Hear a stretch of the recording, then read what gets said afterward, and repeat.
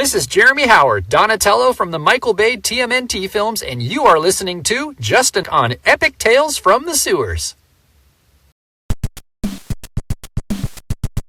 Welcome to the Epic Tales from the Sewers podcast. Grab yourself a slice, strap into the party wagon, and hang on tight.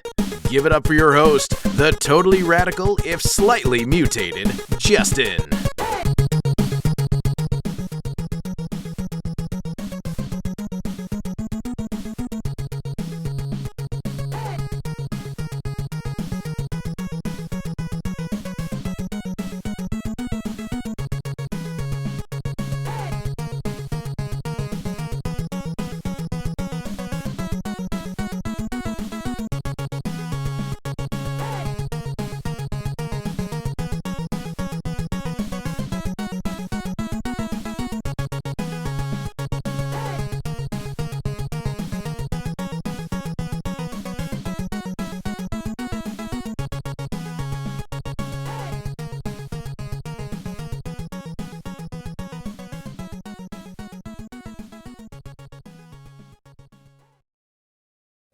Hey, and welcome back to Epic Tales from the Sewers. I am your host, Justin. With me is my sometimes host, Lyddie. How you doing, Lyddie?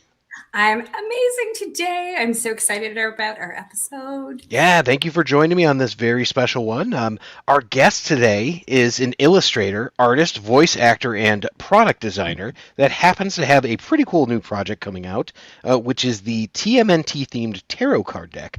Please welcome to the show, Mushroom Granade. Welcome. Hello. Thank you for having me. Yeah, it's I have a feeling we're going to learn a little bit more about you, but we were learning a little bit more before. Exciting stuff. We're here to talk about specifically the TMNT Tarot that you have, but I think that you're going to have some really interesting contributions to the fandom as well. So I appreciate it. I'm usually shadowed with I don't know. I feel like I'm shadowed most of the time. I'm like, do I exist here? And then sometimes I'm like, oh, I guess I do. I didn't just spend 3 years like a dum-dum drawing in my own room, like some crazy stuff. Actually, I did tarot, so yeah, that fits, I guess. It does, yeah. Absolutely. Is that where you got Mushroom Grenade? Is it because you grew in the dark? Oh no, I used to have a webtoon back when I was in like grade school, and I explained what my my username came from, but it was from 5th grade. There was like a big puffball mushroom. We threw it, and then it went. And we're like, ooh, look, that's a mushroom grenade. I'm like, that's mine now. That's a great moniker. I think it's cool. It's from little kids. It's silly and stupid. And now this is what I'm credited in professional papers and documents. I think that's fun. That moment was so I know. This is your whole life. I know. This is what I signed my NDAs with, guys. Oh, okay. All right. Can we talk about that? Oh, wait, we can't. No. That's illegal. We signed NDAs, Justin. Mm-hmm. Yeah. Oh, I forgot. I always forget to disclose that. So, well, let's start at the beginning here, because just from learning a little bit about you, I know that you're somewhat newer to the fandom and all that. How did you get started with turtles? So TMNT isn't a thing. Well, I'm sure it's a thing in Taiwan. I know, actually. There's like 5 people that I know in like IRL because they like turtles too in Taiwan. And I'm like, oh, hi, let's hang out. Zimmer is from Taiwan, I'm pretty sure. That's the guy who runs like one of the biggest TMNT blogs on Twitter, and I think Blue Sky now. And so I didn't grow up with TMNT. I didn't do a lot of research on like American comics. I know some people like. What's a nicer term for shit? So I can blur it. Accent it shite. Yeah, see. People would I've been like torn from people who are like, you don't know anything about American comics? And I'm like, no. They're like, you went to college in America, like you did comics. This is like history. I'm like, yeah, well, we didn't have, I told you, Pratt sucked. We didn't really have anything to work with. We had a shitty program. And sorry, you're fine. We had a crappy program. And sewer apples. oh, No, we to had do a mushroom themed. We had a shiitake program. Ooh. That's what I shiitakes try are to nice do though. when I'm saying it to my kids. I'll be like, "That's shiitake." I love mushrooms. We had a sewer program. It's stinky with bugs. Let's go with Ooh. that. Okay, scumbugs. Ooh. Yeah. Yes. We had a scumbug program. But you know what? There'll be a person out there going, "But I love scumbugs." That's good. Scumbug was played by Alex Hirsch, so in that regards, I do like her. Yes, I know. Bill Cipher and Grunkle Stan. Sorry, but we didn't have the best program. We had a comic history class. I wasn't able to take it, and I think it disbanded because of the lack of interest. So I didn't know Interesting, okay. anything about American comics, and I grew up in Asia, so all the comic history I know is from manga, anime, all that stuff the Westerners like now, even though they used to call us slurs back then. Just It before was like that in the COVID. 90s too, by the way. Yeah, So it's exactly. like there was like one of 5 kids in school that knew what manga was, and I was reading my Shonen Jump and my Otaku USA magazine and Exactly. And like now after COVID, what I like to say is after COVID, people didn't have spaces to go to in public anymore, so they came to social media, and now they demand everything to be catered towards them, even though it wasn't built for them. it's And so mean. weird because I It's went to an really anime con with my kids and I'm like, this is not the place for me. like there's so why is there Good to know. 50 tables of Genshin Impact? Oh my gosh! You know how much money Oh, you did not. I spent on Why gems are and there- Genshin Impact. Oh, you like Genshin too? No, My I like professor the likes the Genshin. designs, like the character design. It's a But my gamble. kids, Just a gambling site. You should My not my let kids kids made fun of me. play. They're like, it's a gotcha game, Dad. It's a gotcha game, Dad, and guess what? That's my credit card you're using. Yeah, I don't play It's it. just I'm sorry. gambling. It's gotcha and my games are kids just even know awful that. gambling. They're like, "Mom, you just helped us gamble." I'm like, you're not helping. You should not be snitching on yourself like this. I was like, "Aren't you smart?" yeah. Why Don't did you tell me Don't that? show me your hand. You're clearly Yeah. not good at poker. Yeah, dum. But so I grew up with, all that stuff that's normal for me. But when I tell that to people, they're like, well, I don't care about that. And I'm like, What kind of manga did you like growing up? I'm a One Piece person. I didn't grow up with One Piece, but it did save me. Before Turtles, I was very heavy in the One Piece fandom. I'm the creator and the head mod for the One Piece DILF zine and MILF zine. Yes, that was me. That is my mark in the fandom history. Yes, I made the social graphics and I made sure to zoom in on those titties. Can I say that? You can say it here. So Yay! okay. All right, so you liked One Piece. I like that's One great. Piece. I like I grew up with a lot of things. I grew up with, like anime girls. Sorry, that's very vague. I grew up with I didn't grow up with Sailor Moon, but what's the term?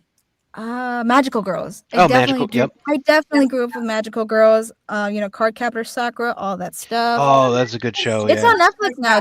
It's really nice. I grew up with Studio Ghibli, all the good stuff, and so that's what I know, and that's what I base off a lot of my works on, because that's what I grew up with. That's what I reference on.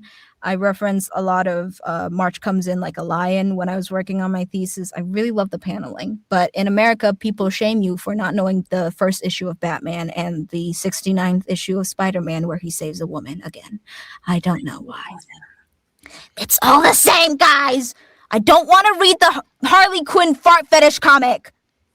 Oh, I don't think I have that one, but I think that's a good thing. I'm sure I could borrow it from someone. Yeah, I'm sure you can probably find it in your local library for some reason. Your local. At your local library. All right, so not so familiar with American comics and all that. And One Piece. So you like long episodic things that Yeah, the pacing in Water 7 makes you want to die a little, and then you get to Dressrosa and you're like, oh my god, how is this worse? And then you just read the manga. That's what I do now. I need to catch up, but I grew, and then I went to America, and then someone I used to know really liked Turtles, and then I was like, okay, yeah, sure, whatever, color is cool. but they really liked it. And then I sped through it real quick. Some spiritual stuff happened, and then I stuck with it. And then I met Andy. I did turtle stuff for fun for a little bit, and then I met Andy, and he was like, "Hey, do you want to be my do you want to help with Lost Company and socials?" Lost Company is our Andy Suriano's brand new series. If you like D&D, you should definitely check us out. Perfect. Another new customer. Isn't there also a Kickstarter for that? We done. Yes, that's when I first started working there. We did that in 2024. We got around like 500 backers. Love all of you. Thank you so much. And now it's, we got the book out like around last November. You can still get it at lostcompany.com. I really should be promoting myself Can you more. share all the links in here Yes, somewhere? I will. Yeah. I will when we end it.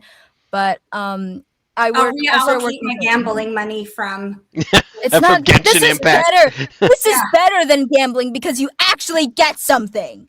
I know what I get, and I know who I'm helping. Exactly. I mean, we call that commerce, but still, that's it's like... I'm really good at my job, guys. I'm not even paid by the hour. I just do it for the love of the game. I love it.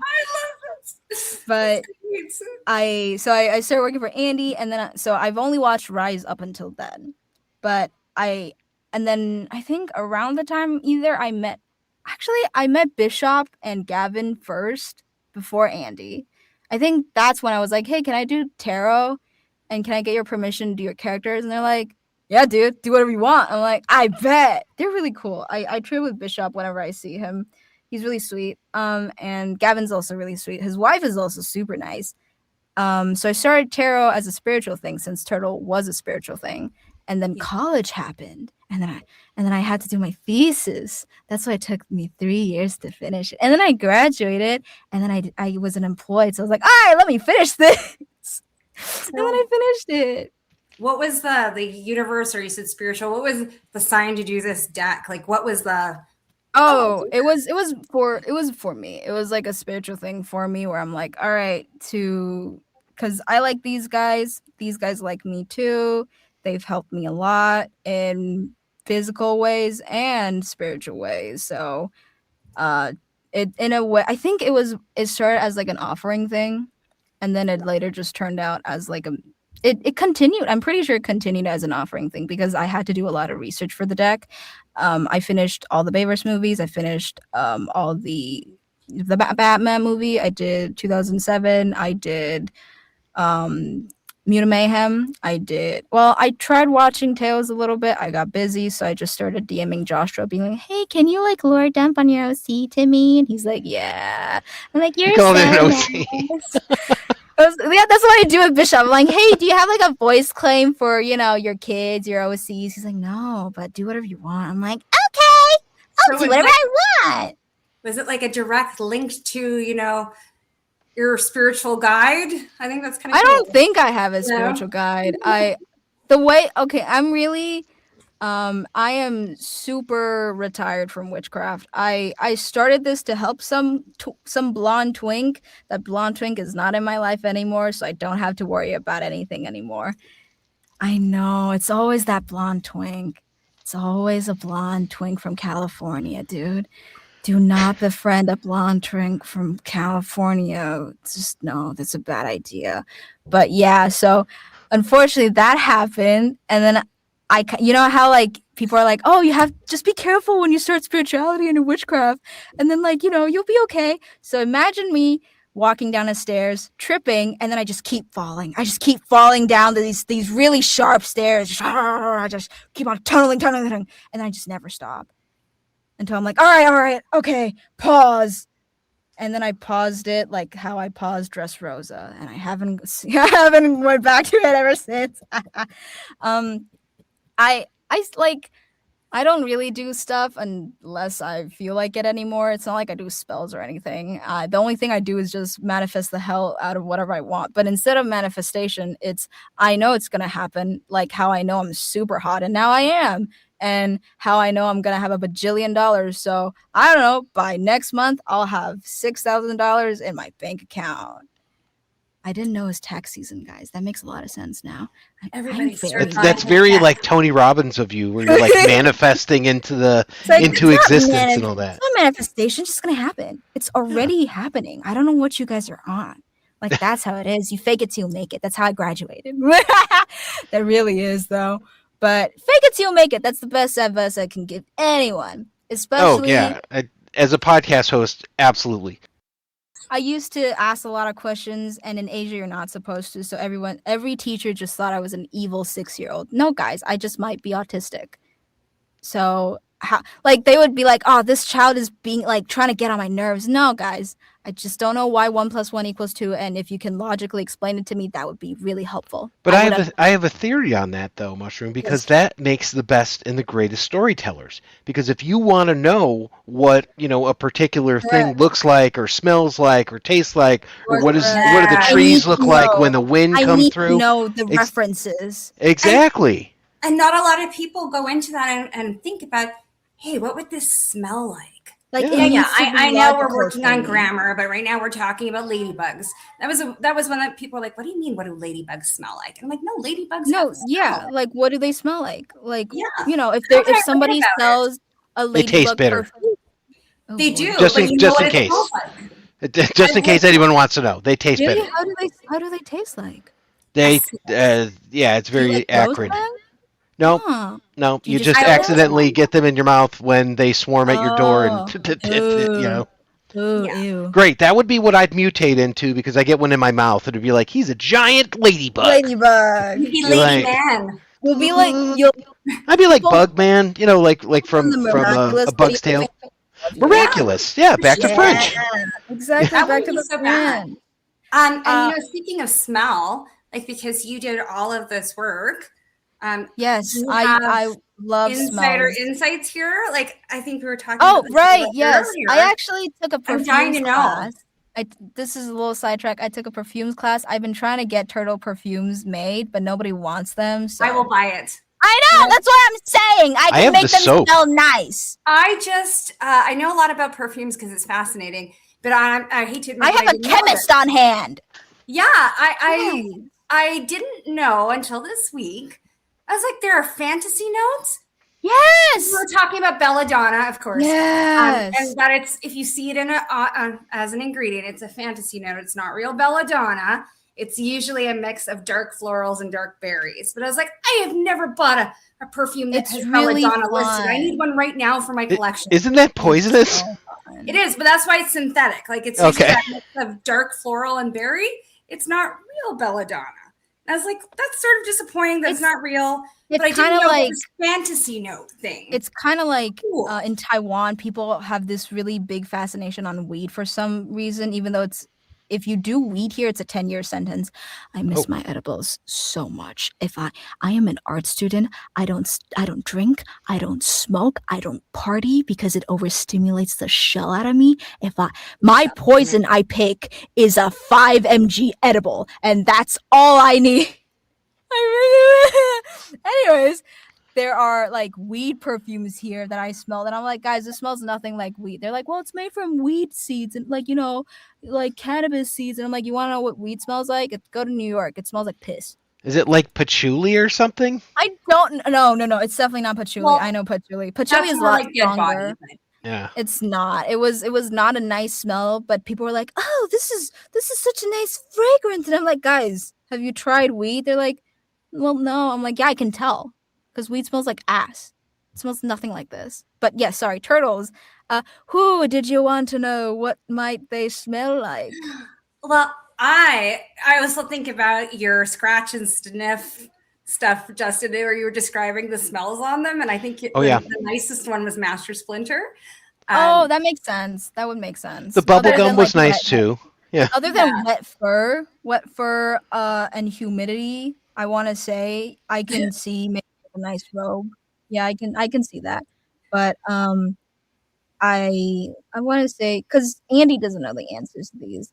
Andy doesn't know the answers to a lot of these fan questions because it's like he has a lot of things on his mind, and I don't think he's going to be thinking on how Donatello smells like. But Kai, Mushroom Grenade knows what he smells like. So he smells like a mixture of hand sanitizer, or cleaning alcohol, motor grease, motor oil, and a little bit of pizza grease. For Rise specifically. So when you say pizza grease, I want to dive into this. New Does York that mean pizza like grease.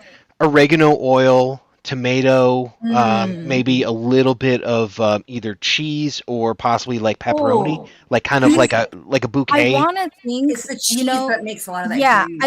I think it's the cheese grease. I think Okay. it's mainly the cheese grease, because He seems like a white sauceless pizza sort of if we're guy, like talking Rise Donnie. specifically, yeah, if we're Oh. talking specifically Rise Donnie, definitely something that's easy for him to, partake.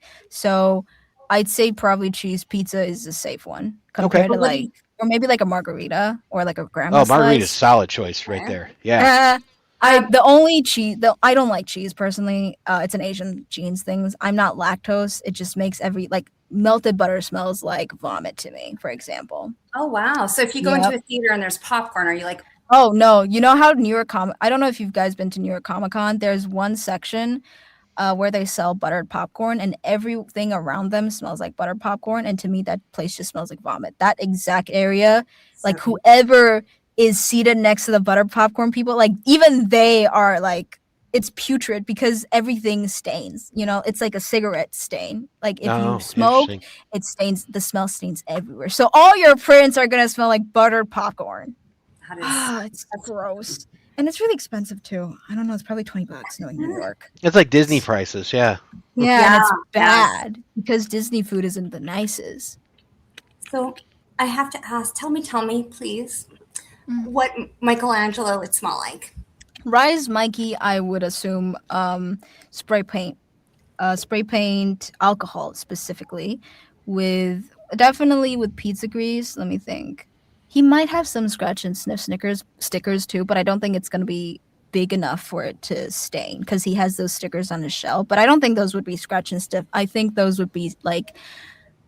Would he have like the fuzzy ones? Like I remember collecting those as a child and trading them. Yeah, but I don't think it would be on him too much for it to be a scent, Yeah, I think it's probably a mixture of those two. I don't want to say sweat because I don't think of course everyone's going to have sweat, but I don't think Mikey has it as much as like the other two. Oh, so he's the least sweaty. I like this. I think. What about the magical aura, right? Like the key or something like a Dragon Ball Z or something. Mikey Does that has create a that. smell? I don't know. I feel like that creates more of a warmth. To me, that you know how like you astral, Maybe that's why he's not and then, sweaty. Maybe. And then you try to like feel things, but with like portals, for me personally, when I astral, I don't feel anything when there's a portal. I just go zoop. Oh great, where the shell am I? And then I be falling right from like the skyscrapers. I'm like, okay, get me out of here.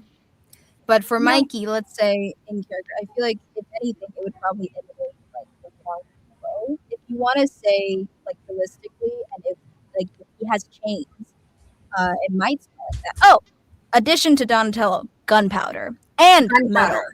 Nice. I did a Donatello tone for my perfume class, and I made his goggles out of pure metal because I'm nuts. That's what I explained when my professor and lab and tech asked me why I made this, and I'm like, I'm nuts. He's like, you haven't learned any of these. I'm like, I don't know. That's why you're here to help me, man. He's like, That's I know. why you're at school, right? That's why you're here, Adam. I love you. And he's like, Kai, you haven't learned any of these. I'm like, I know, but that's why we're here in 2 a.m. He's like, yeah, that's why we're here in 2 a.m. Did you make a mushroom grenade scent? No, I didn't, but I did make a scent for my thesis. So everyone who got my book, like during my thesis, the last page smelled like fear. And what does that smell like? It's an earthy tone. So it's an earthy and mossy tone. I added a little bit of vinegar. I forgot which vinegar. It's in my notes, but I don't have my notes with me right now. Oh, that's clever. It's so the last page. A little spoiler is like a what's the term? It's like a so the comic has been black and white this whole time, and then the last page has color. It's like, okay, you see, like the character finally sees quotation marks, so that's why it's colored, and they see like their third eye, so they see something that normal people don't see, and it's pretty scary. And that's why the scent is supposed to be fear, but it also is deep rooted against like Christianity religion, on like American Christianity specifically, on you know how I forgot the term, but you know how some kids are Christian and they grew up to not be Christian and they have like trauma against it. There's like a term for it. Tell me more. Atheism or No, not agnostic? atheism. Agnosticism? Well, that's Not agnosticism. It's, I know there are people specifically with Christian trauma, I think similar to that, like the scent of an earthy, woody tone, a little similar to church, but not quite. But yeah, okay. So maybe like pews or something like that. So something little like bit. And maybe, I'm thinking of okay. like the incense, because they usually have like the I did add frankincense. incense, yes. I did Yeah. add specifically Asian incense. Well, and I'm thinking of how it in church, how it kind of sinks into the wood, so you get like the wood smell. Kinda, yeah. That's why you have you the can just like earthy kind of tone. sit on it and warm it up or slide around Yeah. and smell The it. way I got a couple of feedback where for some people this is like a nostalgic smell, which I really like because it's like good. I like the whole nostalgic vibes that I got, but some people liked it because it reminded them of like childhood playgrounds and stuff. But I like that too, you know, because the way everybody process smells are very different. It is. Oh, absolutely. Yeah. It's very fun. If I don't know. I love feel this like kind of our conversation because you I don't feel always like get people to don't smell. talk about this kind of stuff, and they're like, "Well, it's weird that you think about it." I'm like, "Well, it's weird you don't think about it. What do you think then?" They're like, "I don't know. We doom scroll." Yeah, because you're boring and you don't have anything. Think about Wouldn't it be your great if there was a shower. doom scroll for smell? No, that'd be terrible. No, that'd be terrible. No. You would smell like you would see something. Like and 5 you pleasant smell smells. it. That's it. Yeah, and then you smell like gunfire, and you're like, "Okay, that's the."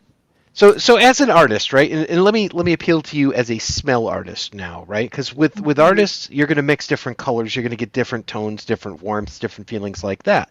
Is it beneficial to mix something that's a dissonant smell with something else to come out with like sort of like a rainbow color, palette of smell? Like if you know where I'm going here. Yes. Like, do you have to put something poopy in there so it smells Actually interesting? Not poopy. Yeah. For like Yeah. rose scents, there are like dirt scents in there too to enhance those smells. So for your perfumes, I know for a fact with like my chemist friends, they do tell me there are specific tones that you smell that you feel like, oh, this is really nice, but there are things that you probably would be like, oh, well, actually this is kind of icky, Yes. Yeah, like blue cheese or something. Yeah, You're like, what? It's like, no, trust me, it's going to be great. Yeah, it's like a you know, mixture of things. I'll call it my favorite baguette as wee. I don't know if I had to mix blue cheese, it would have to have something like that, like it had to get like a crunchy crust. Exactly. Right? So you're not going to pick bergamot. Well, if I had tea with this, maybe Bergamot blue cheese tea. Okay. Yeah. Well, I meant with my blue cheese With the croissant baguette or baguette. Yeah. It is Dip easy it to in. make like food scents directly from the oil, actually. So if you want to make like infused, it's like making infused olive oil. You add garlic, you like put it in the oven, and then you have that infused garlic olive oil. It's the same idea. Yeah. You infuse something in like perfumer's alcohol or just any alcohol, cheap vodka, and then at some point you'll get that tone. That's how you get like easy tones. So if you want to do like old books, you just drench your old books in vodka and then let it sit for a couple weeks. There you go. Free perfume. I'm concerned because once I saw a perfume and one of the ingredients, I think they were joking, but maybe they weren't now, was like graveyard dirt. Yeah, so I'm wondering if they soaked graveyard dirt for real. Yeah, that's why I don't do like white people witchcraft, because they do shit like this and they wonder why they're haunted. Like I've been to a pastor's house and I'm like, are you aware of that? Are you Do you know this is in the house? Yeah, like you're telling your have a dad's friend a who does pastor? Like I've been to LA and then I had to live in a cheap $45 a night Airbnb. It was so haunted, and there like the people living there feels less like people, and the things that are haunting there feels more like people. I'm like, all right, these are just little kids watching me take a shower, guys, please. And then it's like I stayed with my friends who is subleasing from like a pastor's daughter, and she's like, "Oh, hey, I wonder why the cat won't eat like the food next to the Christmas tree." And I'm like, "Turn the lights on." It's because Daddy Longlegs is right there. It's real tall. You're giving me some Junji Ito and Mob Psycho vibes right now. Like just from having this conversation. So Laughter. I think it's interesting because years and years and years ago, the first house I ever bought was across the street from a graveyard. And I was like, whatever. I was quiet joking. neighbors. That's what I said. I was like, my neighbors are really quiet. But there was also a church that was never frequented. And the person I lived with was very not superstitious and was like, yeah, whatever. You have no proof there are ghosts. And they were in the living room and it had a fan, like a ceiling fan. And it had yeah. Yeah. I was like, nothing else was happening. And I had been saying, like, they're like, you're just nuts. I was like, I keep hearing things from upstairs and there's nobody here. Cause I'd check, are you home? And they'd be like, no, I'm not home. What the you heck? have is going someone on living upstairs? with you, gang? This time we heard laughing and we went upstairs and you could like remove a panel to go into an attic. So we went into the attic and there was a doll. I was like, holy hell, now I'm really freaked out. Because laughing, the doll's not laughing. Really gross. The thing, okay, this is good. This is here's good. the difference between you and I. You see, I am not white enough to go there. I would hear that and I would get the f out of here. I was like, all right, bye. Keep it that way. I'm too curious. I'm like, I know. Like, I have like Italian friends. I'm like, and I'd be like, Anthony, I don't think I want to go there. He's like, why not, Kai? It's 3 a.m. and it's like we're going into an abandoned church. It's a fun adventure. I'm like, Anthony, you're tall. You're a man with a dick, and you're really white. They're gonna look at you like a moth seeing light. My moth to flames, man. Like you're not gonna get possessed, but guess who's gonna get possessed? Me, dum dum. And you're not gonna know how to deal with that. So I'm getting out of here. Well, no, and I hate to say it, when we picked up the doll instead of like putting it down. Why would you do that? Because I'm crazy. My curiosity gets the best of me. Jesus I actually looked at the doll and like, was that you laughing? Bro's like, yeah, me. I was like, why did I just ask? Oh my God. Dum dum. They're like, great, new host. Haha. Okay, so since we're talking about the metaphysical, let's transition here. We were going to talk to you about your project, which is the TMNT Tarot cards for I'm the really bad with tarot, guys. I don't know how to do tarot. It is okay. It's okay because a lot of my listeners probably don't. That's why we have Lyddie here. But just to give people kind of like an idea of what tarot is, it's tarot cards are a 78 card deck used for divination, self-reflection, meditation, originating in 15th century Europe. The structure of a tarot deck is your major arcana. You have 22 cards, which represent major life lessons, karmic influences, and spiritual archetypes, i.e. the Fool, Lovers, Death. Then you've got minor arcana, which is 56 cards divided into 4 suits, wands, swords, cups, and pentacles, which represent daily emotions, trials, and actions. And then the court cards, think of these kind of like a suit. So each contains a page, a knight, a queen, and a king. So kind of like Jack, King, Queen, ace, sort of like that. But the ace is actually in the major arcana, or excuse me, the minor, right? So so this is kind of a thing. It started out as a game, but it has some deep roots in spirituality, specifically in European Christian. So kind of going through there's different types. Oh, Lydie, do you want to talk a little bit about tarot just to give people a brief idea of what it's like? Like what it's like to read tarot? What's your experience with it? Yeah. I have a weird experience. I had a math tutor. With a doll. Yeah, of course. I sucked at math. I had a math tutor who was an older Russian lady, and I never learned math with this Russian lady.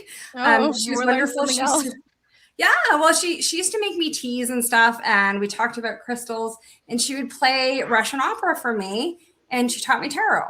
So I didn't know the whole history behind this, but she was excited. She goes, "You're a storyteller." And I was like, "Yeah, I like to write." I didn't know what she meant. And she made me take off black nail polish because she's like, "You must be careful with your hands. Your energies go through your hands. And you have to be more careful." So we did tarot lessons, and she basically taught me the major arcana first. And so I know that the tarot is the journey of the fool, basically. Like, we all start as a fool, and all the other cards have different meanings, of course, but the end of the journey is the world card. It wasn't until later I realized there was minor arcana, and we went through like what pentacles mean, what the cups mean. And she basically taught me, the numbers 1 to 10, doesn't matter which card it is, they're kind of the same value. But she also taught me, and she'd say, what are the cards saying to you? And I'd be like, I don't know their cards, but you do get to know like the energies from them. Yeah. And I don't think it's different than like if you watched a movie and, like with TMNT, we see Shredder appear and he's got like the sharp helmet and this big billowy cape and he's very imposing. Like, you can say, he's a figure of authority. He's very authoritarian. He'd be a lot like the Emperor, right? Like, there are things you can intuit from these cards. And then if you have a guide or somebody who teaches you more and like how to string the story together, because she taught me the Celtic cross. So it's a bit bigger than, 3-card spread, which is like past, present, and future. And how she was always telling me, like, what are their relationships to each other and what message would they communicate all together? So it's very interesting because I've seen them as like little messengers, and I myself I never have jumper cards. And when I read in public, I usually just did only the major arcana. And like I had minor arcana sneak in there somehow. And I like cleaned the deck 3 times. I still had it keep happening. And it was actually like, I think it was a message for me that could just be luck. You could call it all kinds of things. They could have stuck together. Who knows? But it was actually pretty dead on, because an event that it kind of warned me about happened 2 days later. Yeah. So you can put a lot in store in this. I always tell people, if I read your cards and something doesn't resonate with you, ask me more questions or don't take it. Like, you don't have to. Do you ever find that the reading turns out to be about you, or is it not set up that way? That was the only time, and I think it was because I was ignoring signs. Oh, okay. Like, I kept telling myself, no, this can't be it. It's kind of like angel numbers. It's like, okay, well, you get the number and then you interpret what it is. So if you get tarot, I don't practice tarot, but I know the basics, like I've done my fair share of witchcraftians, and I've done my fair share of stupid things.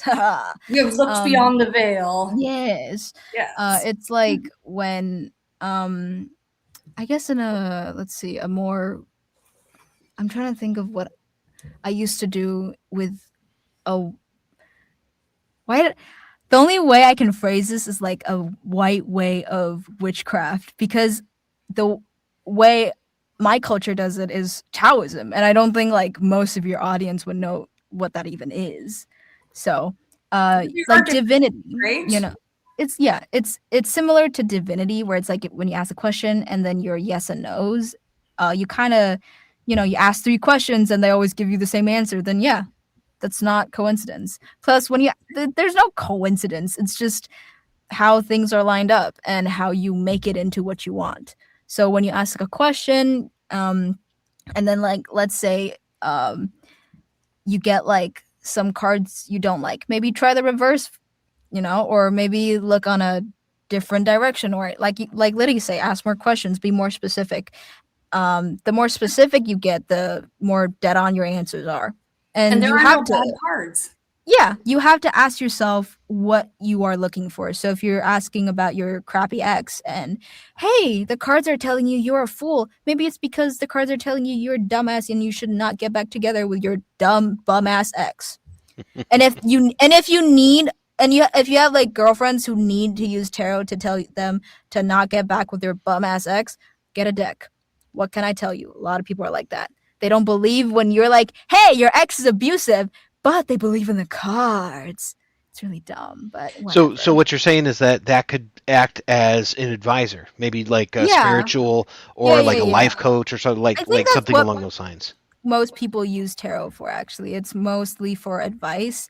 And I see a lot of people use tarot for questions they don't want answers to most of the time, or answers they already know. Like, should I leave my bum ass ex? You know you should, but you need Otherwise, like you would be that, asking. Or maybe right? should I Like, you start a need, business, or should I, yeah, go out for this exactly. job or something? Yeah, So yeah, yeah. Or yeah. like, hey, if So I I imagine there's should. positive aspects too, right? There's Yeah. no, no, for very sure. positive I'd aspect. say leaving your Yeah. bum ass ex is a positive as shill aspect. Leave that man. He is just a man. And you know what? Sorry, I'm going back to this. Like when you said, if you draw the Fool, you're a fool. But I always tell people the Fool is a wonderful card because It's when we don't know things, everything's even more exciting, right? Like we're Yeah. like, oh, I didn't know that. Wow. And You you can wanna say know. you're on a journey, right? Like Yeah. I'm a fool in a lot of ways. There's so many. Oh yeah, areas the I know Fool is nothing about. definitely a journey card. It's a start card for It's sure. a journey card. I'm a very almost nice a blank card. slate, and I have so much curiosity. Yes, exactly. My The Fool. my research says stepping into the unknown. Yes. The Fool is the only Yeah. card I didn't do any research on, and I immediately knew who I was gonna draw, and it was Leo from Rise, and I was right. Tell me why. He's a dumbass, and he's perfect for it. And I was right. I'm always right. He's a dumbass. He always goes. He doesn't think twice. He does whatever he wants, and sometimes it's good, sometimes it's bad. And he's isn't there also some just- joy in that? He's also Like, just. I don't a know what'll dumbass. happen. I'm not informed. Yes, and that's why. That's why maybe everyone is so stressed about this dumbass and wants to beat him up. And I agree. The more that I'm into TMNT with work, the more I think I see Leo as like a brother or like a sibling, especially Rise. And I'm like, I don't know what is my. I used to like him. I'm like, yeah, he's a good fella. He's a good kid. Now I'm like, I want to beat you to a pulp. So what made that transition from I like you to I can barely tolerate? I got married, and then one of my partners were like, he's really Donnie specifically Rise 18, and I'm like, what have you done to me? He's like, shrug. I'm like, shrug, yeah. Oh, by the way, tarot has 79 cards. I have an extra card in there. It's I have 2 10 of Wands. Okay, why? Please let me be a fool. Why? I want to know. The extra 10 of Wands is me because I worked my butt off on this whole thing. So when you're reading, would you take that out or leave it in if you're going to do a reading with the cards? If you get 2 10 of Wands, maybe take a rest. Yeah.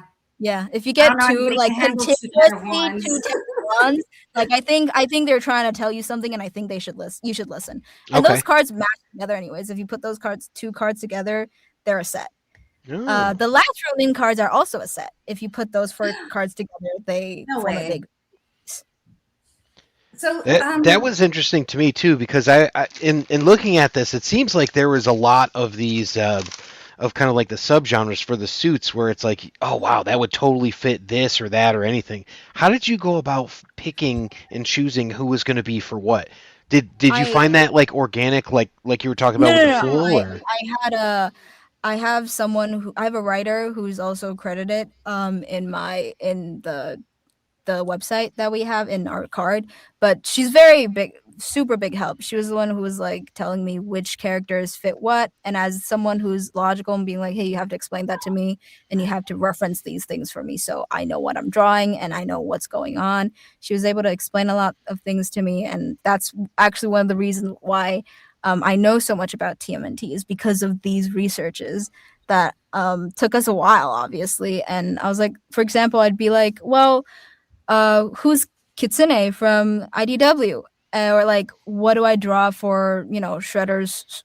Which one? Let me see. There was one card that I finished recently. Oh, I've got a question about one of the cards. Yes. Yes, one sec. 10 of Swords. Yes. I was like, all right, what do I draw? Because that Shredder I had the hardest time with. I have a hard time with most of the Shredders, except with 2003, because I watched 2003 when I'm high, and I watched it like an MMA fight. I would highly recommend it. 5mg edible. Take one. Go to town. It's really fun. Just watch them beat the shit out of Shredder. So much fun.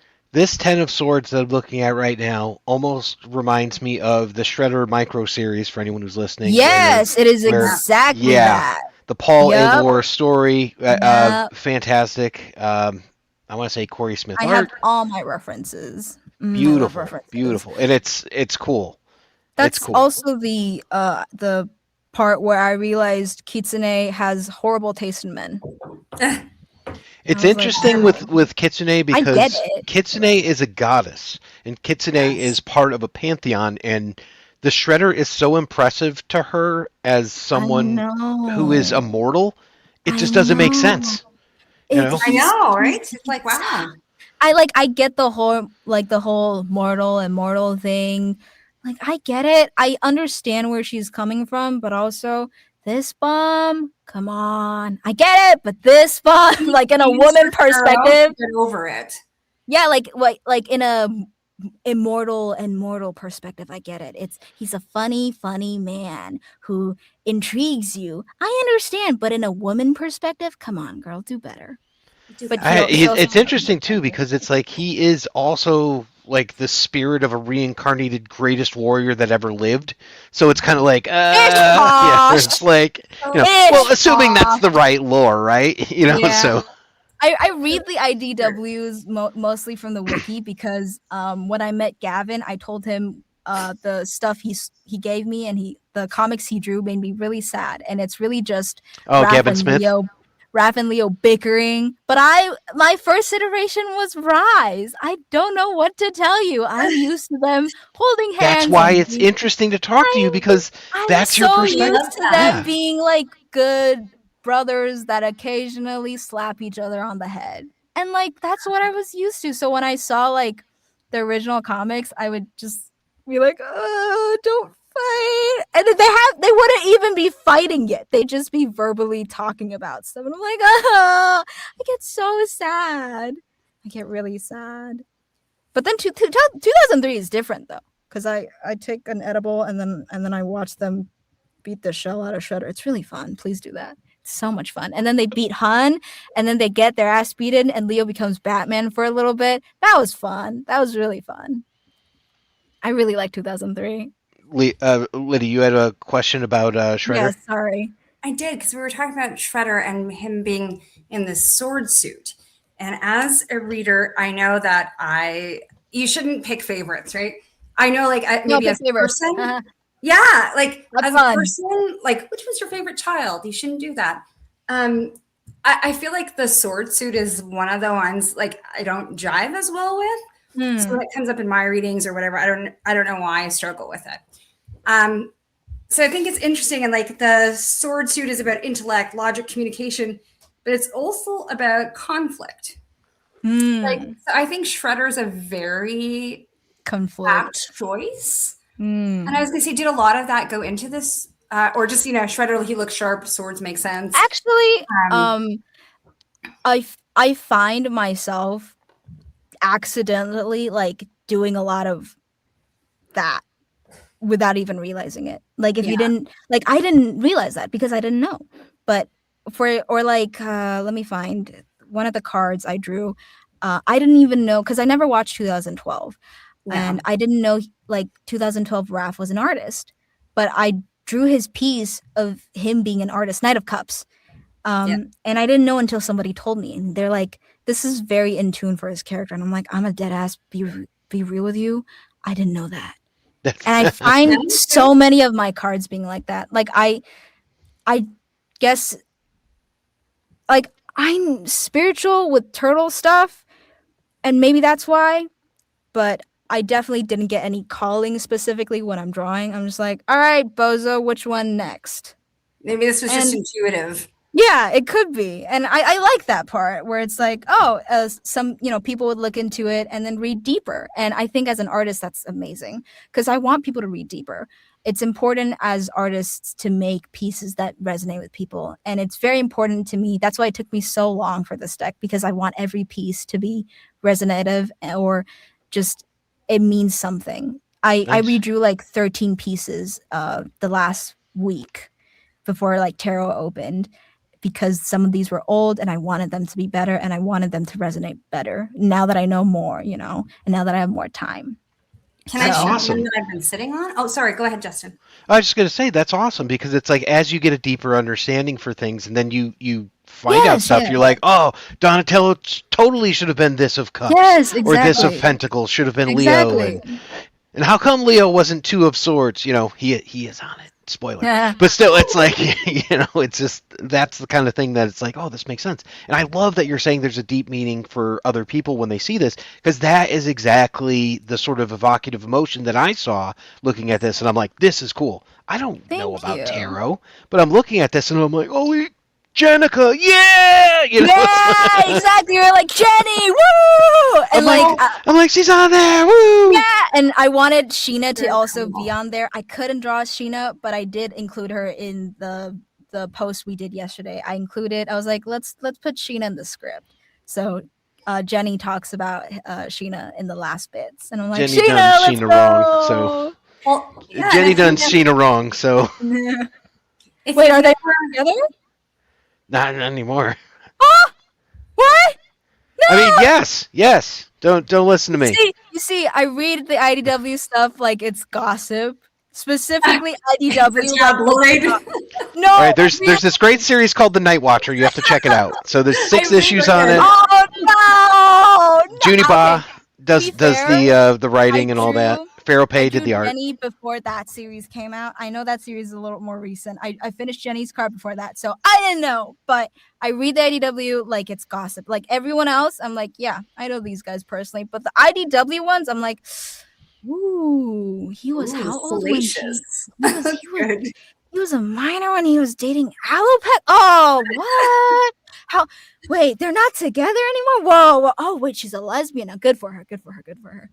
Like, They're also anthropomorphic animals that, like, this was a fox, this was a turtle. So it's like, do those concepts even, like, does that even track? Because they're not Like, human, but are they held to human standards? They're not mutated humans. Do they brush their hair every day or their fur if you're a fox? How does the DNA work? Like, I try to get, like, and I'm like, okay. I'm just going to look at this and listen like it's gossip. It's cousin gossip.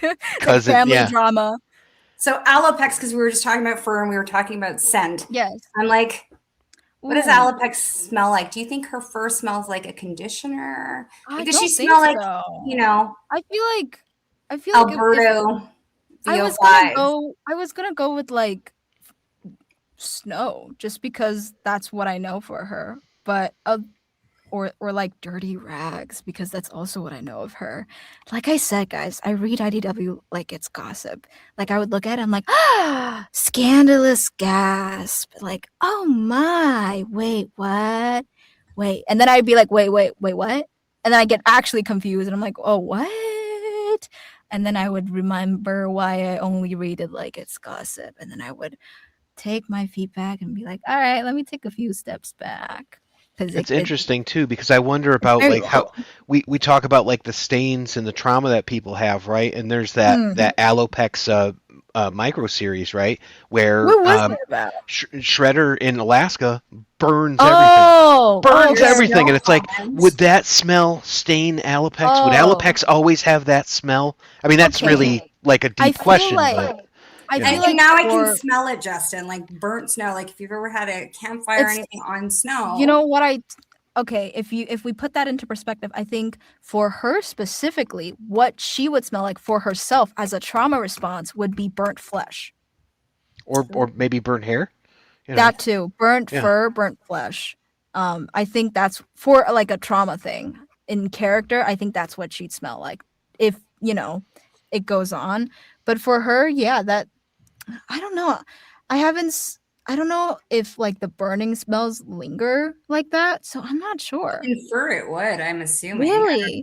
I know for like she's stealth. I mean, like she is stealth incarnate. As far as it goes with these, like that is the thing she's the best at. She's just such She probably wouldn't smell like anything if that's the case then for stealth reasons. She'd be like the my girl, Alopex. Yeah. She has a voice actor now, do you know? Alopex. No, I didn't know that. So in the game, that's right. She has a voice actor. Miyamoto. I think her name is. Let me check. I'm in her server. Miley. Her name is Miley. I forgot if her Miley Yamamoto.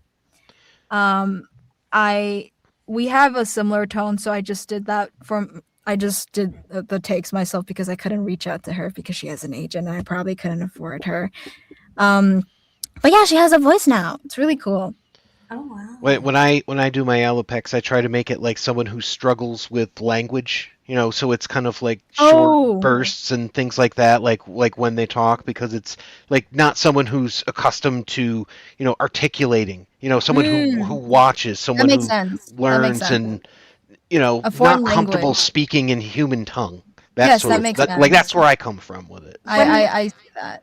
Whenever I read her, that's interesting because I always think of her not in the excitable high voice of Starfire. Oh no. but I She think has of a her low I am tone. doing the talking thing. The talking. I Oh, am the talking. so it would be I am doing the talking thing. Something similar to, well, what name? Raph. Pepperoni. Something maybe like that. Mushroom. I love this so much. That is it. Yeah. I'm glad. Did you ever get? Because I haven't looked at them all yet, but I am super curious. Does Lita make it? Like, do we have a little Lita? Yes, we have a Lita card. We have a future Lita card. She's the Future world. Lita is so amazing. Such a cool We have a character. Renette card too. So Well, I was going to ask because I just yes, got we have a a Renette great card. figure. She and is she's 7 I love of her. Pentacles, if I remember. She's one of the first cards I did. 7 of Let me- Pentacles. Okay. Let me. I know she's Renette. Let's see. I'm Oops. checking if she's close to me here. She is. Yep, she is 7 of Pentacles. IDW Renette. Okay. If I was gonna cast Renette, I would cast Lyddie. Oh, cute. Absolutely. I often feel like that. I'm like, where are we? What day is it? And it's just okay. It makes sense. The only like Renette exposure I've got was 2003, and with what I know is that's the only Renette there is, like, because Renette is just one character instead of different iterations. So with turtles, I like to number code them for spiritual reasons. I like to number code them, and I like to, in Rick and Morty where they're like, Pickle Rick or whatever, but there's also the discussion of different timelines and different dimensions, and I think people get those two confused very easily if you talk about turtles in the spiritual way. You just had the battle nexus, Nexus issues 1 through 5 with all of these sort of things. So. I haven't read that. I feel like for every issue or question, Justin can recommend you exactly which numbers you should read. That's very helpful, honestly. I love That's this. super helpful. But I like to number code them in dimensions. But for example, Rise would be 2018 dimension, 2012 dimension, Bayverse dimension. Bayverse dimension would be the closest to us in anything. So in an astral aspect, if you go to the Bayverse dimension, it would look the most, because it's in our universe in that sense where you would see Megan Fox and that's April, but that's it's a live action that's based on how we see the world. But with the animation stuff, that's how they see the world. So when they come over, it would be weird for them because they're not used to us as our art style, quote unquote. Does that make sense? Oh yeah, because this is kind of like Miles Morales in Across the Spider-Verse. Exactly. So yeah. Yes, that's a good example. The Nickelodeon Turtles match the original Turtles.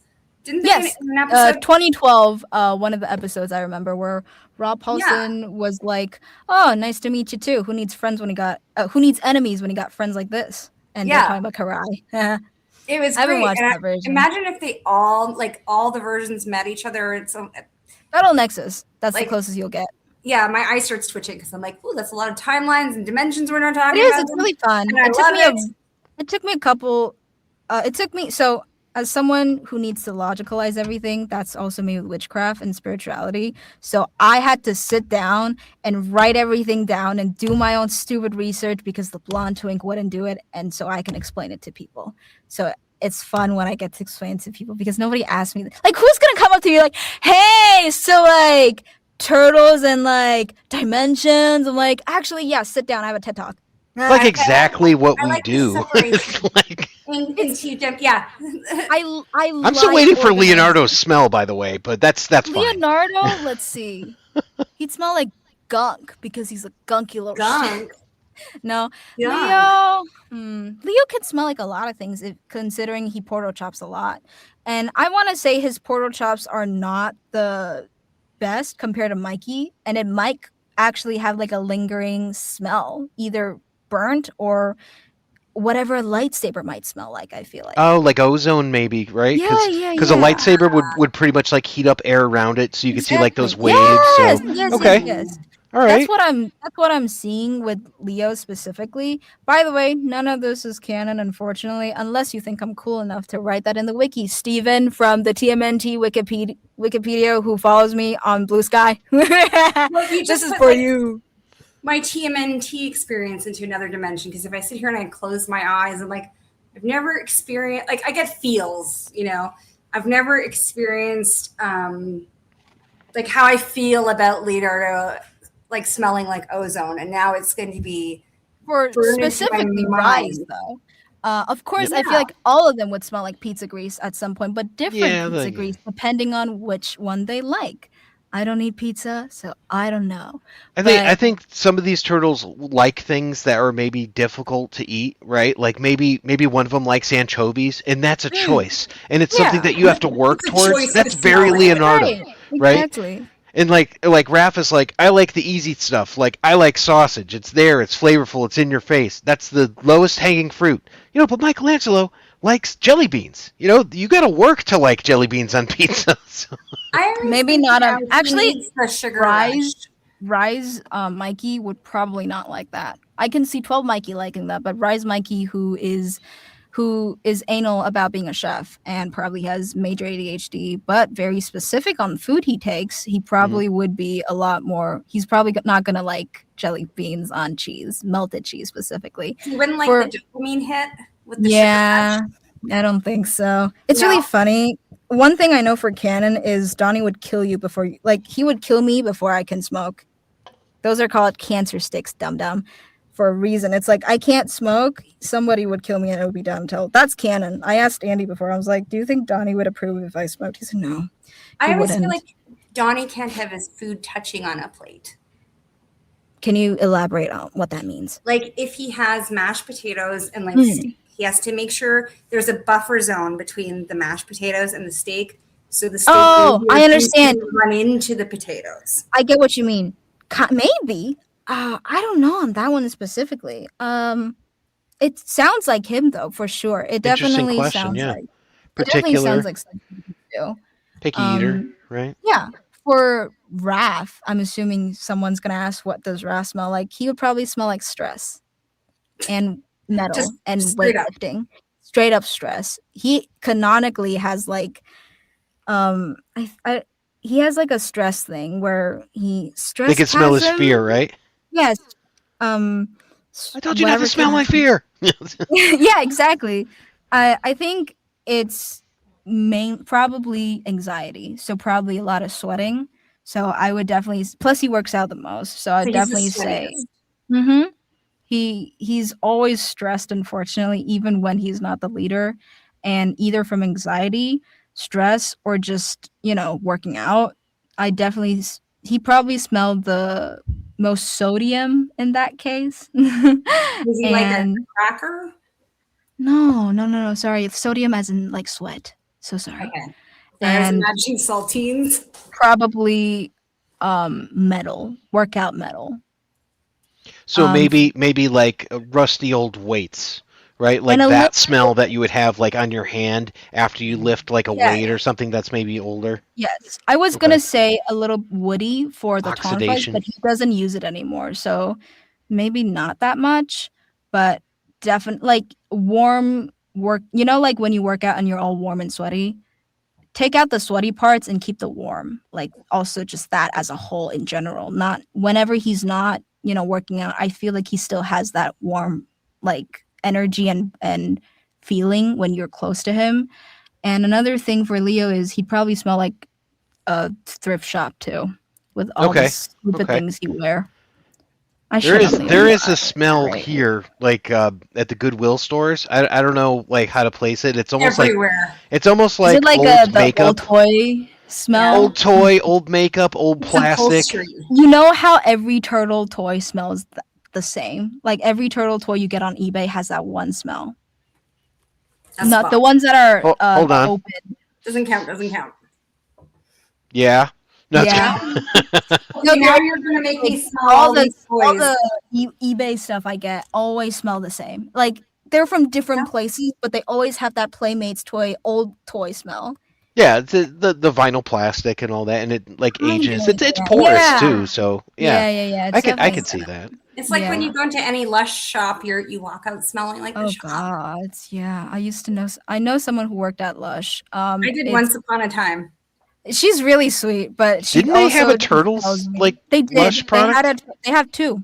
They had a Turtles lunch thingy where you can subscribe like before Muta Mayhem, and then I think around Muta Mayhem they also 2023 they had like a Turtles deluxe thing where they had the Krang jelly, they had the big bath bombs that were like $20 each, and then they also had the turtle box, the bag, the scrub that says turtle power. It's purple outside and then it says turtle power.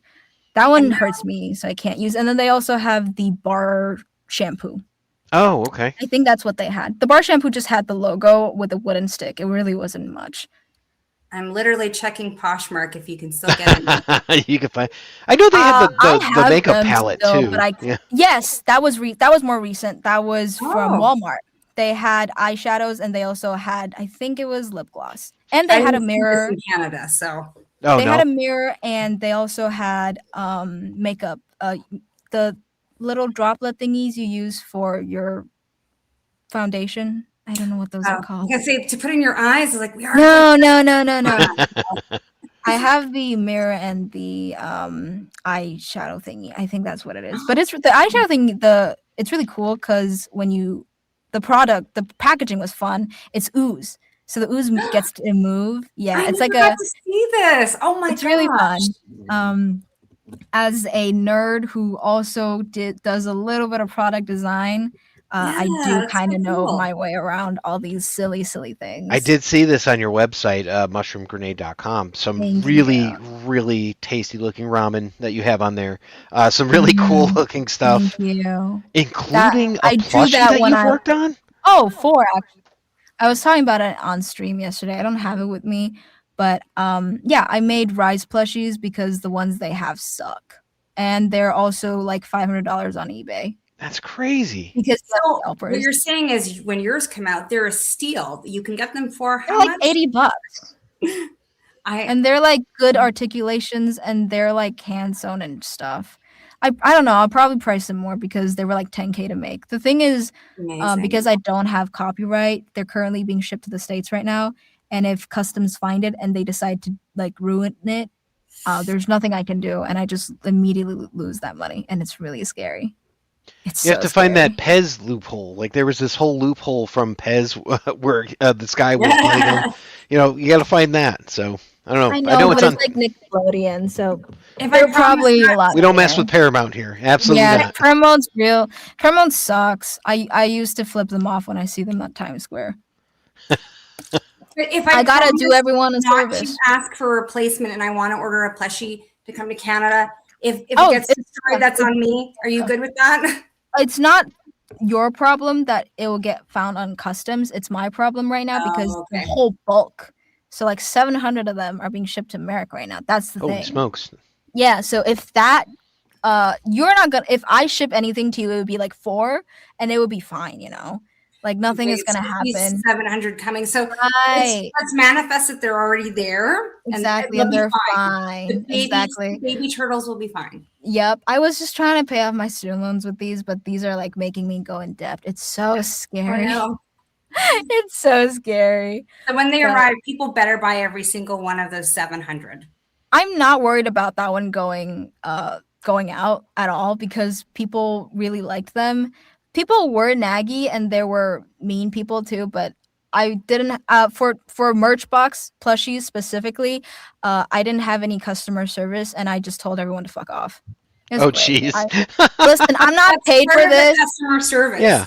I'm not paid to be nice. Yes, it is. I'm not paid to be nice for my own stuff, and unless you ask me to sign a document, I won't be nice, For tarot, you sound like an artist, though. So I was going to say that's authentic New York. You don't. Yeah.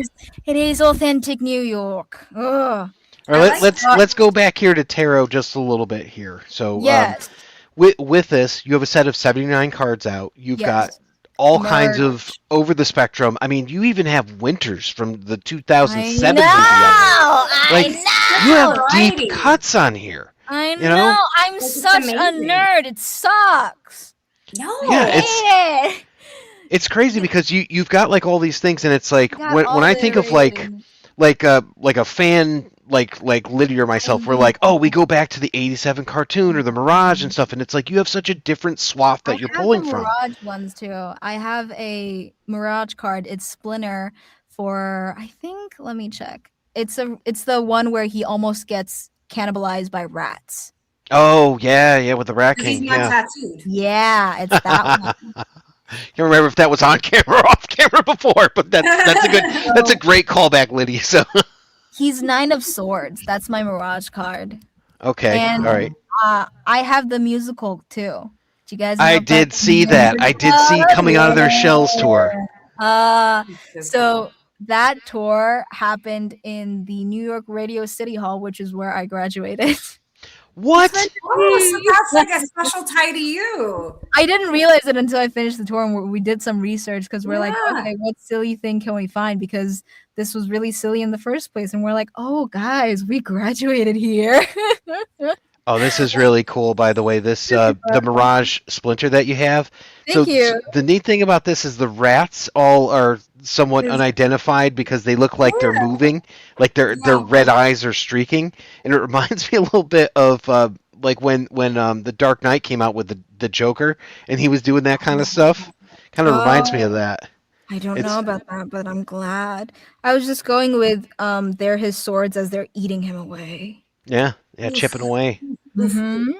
That was one of the first things I drew for tarot, and that was my first introduction to like the comic series. I think I was like, "Yeah, guys." He was just like, "All right, sit down, Kai. We're gonna talk to you about Mirage Splinter." I'm like, "Oh." So maybe it's not Mirage. Maybe it's something else. Maybe it's a crossover. Maybe it's something else. What has stuck with you? Like, is there a story that you're like, you know what? I rock with that. I'm gonna stick with that story. Like just Other from than any of these. Rise?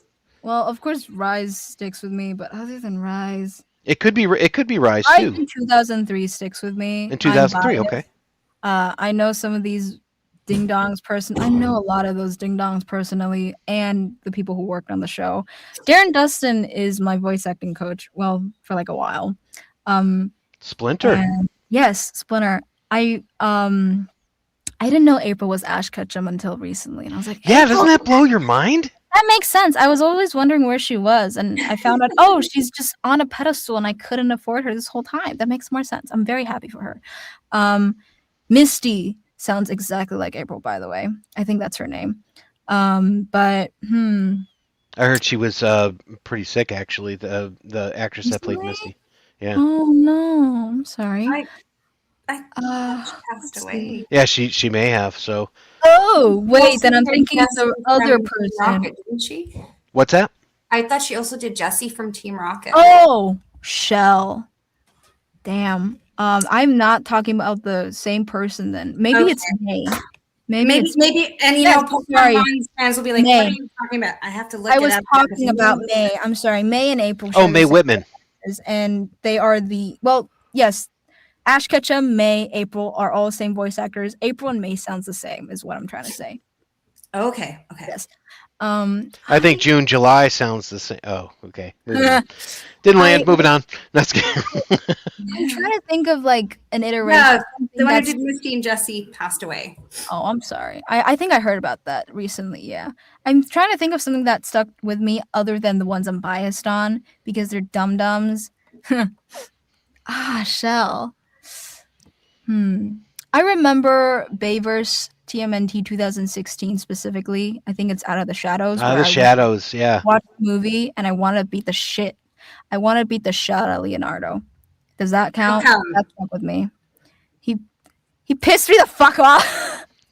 You see, Justin, that's his favorite turtle. Sorry, It's cool because it's the Bayverse. It is, but having listened to Justin and why he likes Leo, actually, I thought Leo was in my horizons again. Like I learn a lot from other turtle fans. So you have a very normal reaction, I think. I love to Leo. Okay. My little chart is Donnie 18, 2003 Raph, 2003 Leo, 2003 Donnie. That's it. I love Leo. I love all Leos. I know I talk shit. I talk shell about Rise Leo a lot, but I love the little guy. He's so dumb. He's like a brother to me. He's so Great dumb. voice too So with is No, Leo Ben. your we love favorite? Ben. We love Ben. Yeah, I think Rise Leo is the most different out of all Leos. That's why most people don't Oh, like him. absolutely, the most different. But there's a take that I really liked when I first watched this, when I first got into the fandom with Leo, Rise Leo specifically, was he is the only Leo that didn't have to be a leader. And thus, he got to have his own personality for once, other than being a leader. And he got to branch out. And I thought that was really nice. And I really like that take. And, I really like Rise Leo, regardless of all the crap that I put him in. I like, you see Tails Leo, you see Nicholas Cantu Leo, and you can still feel the stress that, this little 12-year-old, sorry, 15-year-old, they're going to beat me to shreds if they hear me say they're 12. I'd love if he listened. That'd be great. You can hear Raph being like, ha! You can hear him swear at this point. But I love all Leos.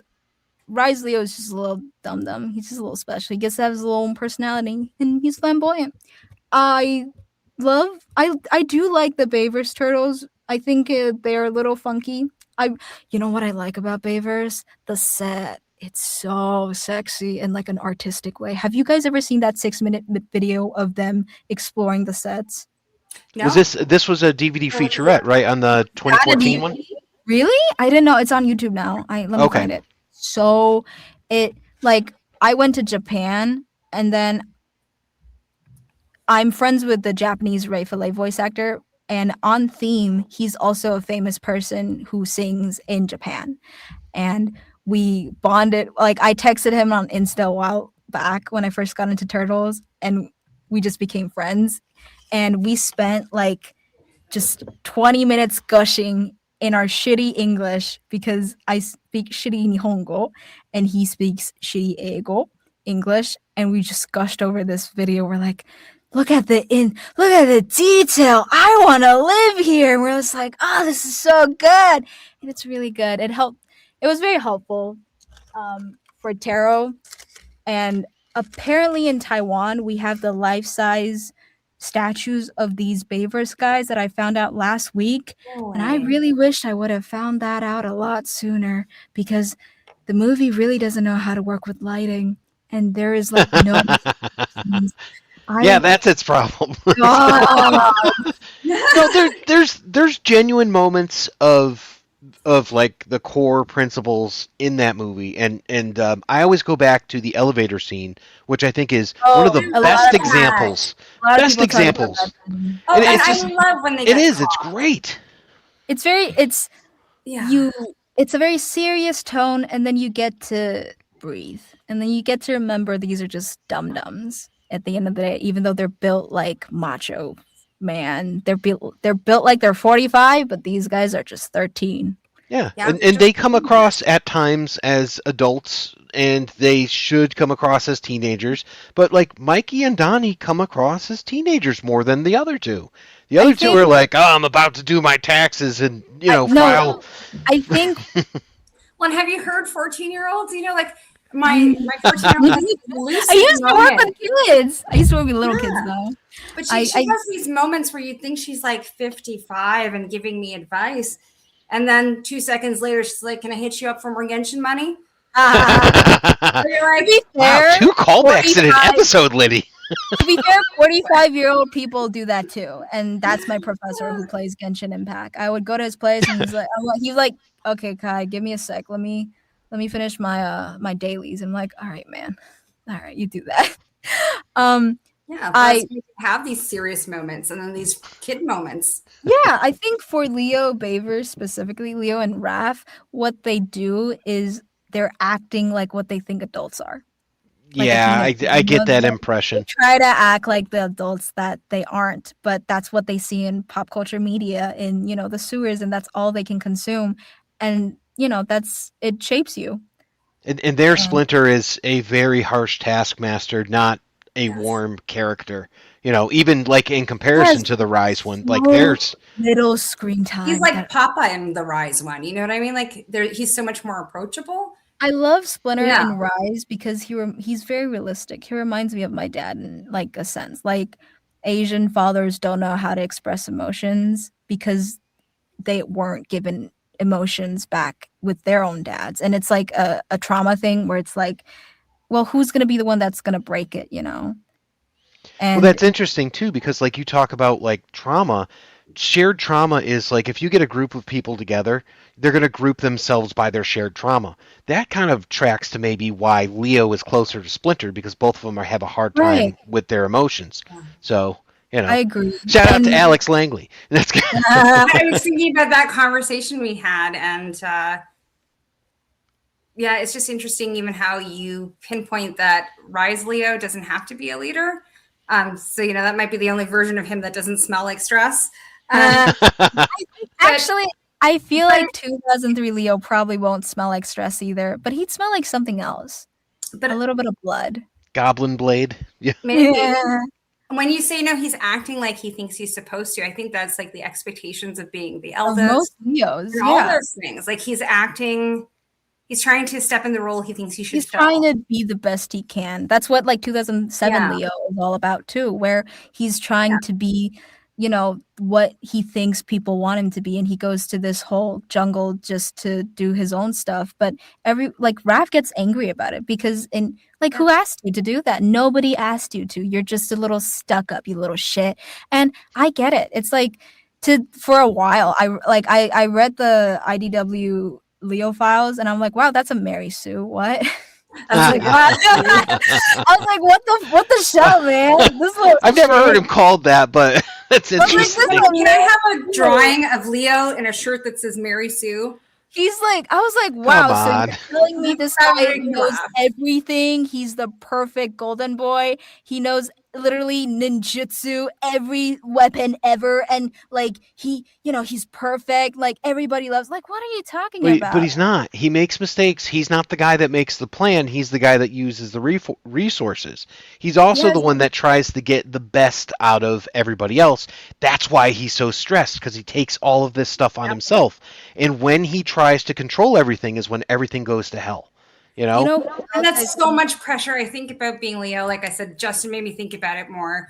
And I was like, I don't know that I'd want the pressure of being a Leo. I don't think I could handle it. I'd be like, being a leader, because it's a lot of work. Whenever I can, I just be like, you guys do that. I'll be here if you need me. I'll do it if I have to, and I'm good at it, but doesn't mean I like it, But the thing is, Leo doesn't get to choose. He's the eldest one, and people look up to him. Right. I think he would choose it, though. That's the other thing. Like, that's a bravery in and of itself. I choose to carry all of this. I know. He does. He's nothing like a Mary Sue. He's the least Mary Sue character when you, look into it. But, when I first read I think Shredder's the Mary Sue. Yeah. I like that even more. He never dies. He always get his ass cracked. Oh, yeah. Good point. He had his head cut off. He just doesn't stop. Okay, I'm just writing down. He is Twilight Sparkle. Okay, sorry. Yeah. There you go. And see, I don't think I would have ever had talked about this Twilight way Sparkle is 2 years ago. Racist. Okay, yeah, you can put him as Twilight Sparkle. They're all a little racist, yes. Because I want to say... Song that I really like Rarity. No, Rarity... I like Rarity. She's just a little racist. It makes sense. There's literally a whole episode on this, and we do need a good MLP TMNT crossover.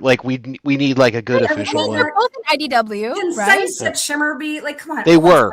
Shimmer. Sunset Shimmer was super racist. Oh my god, my kids are gonna love you. You just named their 2 favorite ponies, so it's yeah. It's because I thought everybody hated her and misunderstood her, and I'm like, no. She got a good redemption arc. Wait, what's the purple one that's actually super racist? There's why is everyone super racist in this show? And then you have but if they're all ponies, can they be racist? Yes, I'm sure they could. I'm sure they could. I'm just gonna say this. There is a whole episode on this. There is. There's multiple episodes. There's even that poshy unicorn guy who's oh, well, this this school is only for ponies and it should stay that way. That's where they need the trap door. Yeah, so like they say that, and then there's an episode where Applejack takes native land from the natives that live there. See that one. So I think that with My Little Pony, it's something where it's like it changed as it went on, and then the later seasons are there. But I mean, let's get back to Turtles because it's like that's the whole thing. So we're talking here. I wanted to ask you a little bit because we talked about the tarot, we talked about all this. We've got some really interesting stuff. You're a voice actor. What's that like? How did you get into that world? I had to pay rent. That is fair. That is very fair. Did you see that you had like an acting talent, like a spectacular need to get out and perform? Like, actually, kinda. I was told as a child to not be a famous person because it will be a pain in the ass and it's a burden to everyone else around you, especially your family. And I agree. That's why I choose to remain faceless, so I can also have that safety. You know, I've been threatened. You know, people threaten to dox you all the time. It's not fun, you know. But I had to pay rent, and I remember people telling me that I could be a radio host, and I used to do customer service since I was 13. And when you pick up the call phone, you have to be like, 喂你好. And people, you know, like I've been doing this for a really long while, so it's like, all right, whatever. And so I took like a class or two when it was discounted. And then I had a crappy mic. This current mic is sponsored by someone who wants me to continue to work with them. For work purposes, I will keep him anonymous, but this mic is like $500. And use like a Rode mic or a Shure mic? Yes, actually this is a Rode NT. A Rode one. NT, okay. Yep. XLR, yep. Yeah, it's an XLR. I only recently upgraded this because I didn't make enough money for voice acting until, like, I still don't, you know, like voice acting is an expensive everything is expensive, you know, like you have to take classes, and in voice acting there's like two kinds of classes, one that actually improves you and one that maybe gets you a job. And whoever tells you that, no comment, because I don't want to be on their bad side. I get it, you have to make money, it's $250 a class, I get it, but I had to pay rent, and then I started doing this. I have a couple of kind of stable jobs, but they don't pay really well. It's like YouTube dubs, you know, it's like manga dubs, and I would have to sit in the studio and record for 15 minutes. And do you have to edit yourself? Oh, thank God, no. I get paid $15. Yeah. I get paid $15. I am not editing this. Yeah. Kill yourself. No.